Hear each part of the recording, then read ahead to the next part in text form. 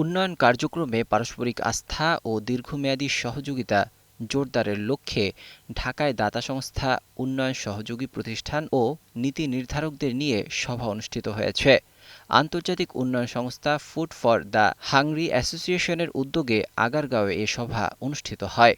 অনুষ্ঠানে প্রধান অতিথি ছিলেন এনজিও ব্যুরোর মহাপরিচালক ড. মোহাম্মদ জকরিয়া।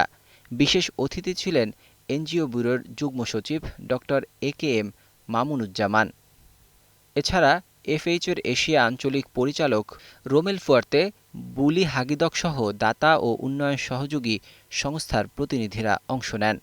সভায় বাংলাদেশের বর্তমান উন্নয়ন পরিস্থিতি, অংশীদারিত্বের নতুন সুযোগ, স্থানীয় পর্যায়ে টেকসই পরিবর্তন এবং ভবিষ্যৎ সহযোগিতা নিয়ে আলোচনা হয়। বক্তারা উন্নয়ন কার্যক্রমের প্রভাব বাড়াতে পারস্পরিক সহযোগিতা ও সমন্বয় জোরদারের উপর গুরুত্ব দেন। এফএইচের পক্ষ থেকে জানানো হয়, পারস্পরিক আস্থা, স্বচ্ছতা, জবাবদিহিতা ও দীর্ঘমেয়াদী অংশীদারিত্বই টেকসই ও জনগণকেন্দ্রিক উন্নয়নের অন্যতম ভিত্তি। এ ধরনের উদ্যোগ ভবিষ্যৎ সহযোগিতা ও জ্ঞান বিনিময়ের নতুন সুযোগ তৈরি করবে।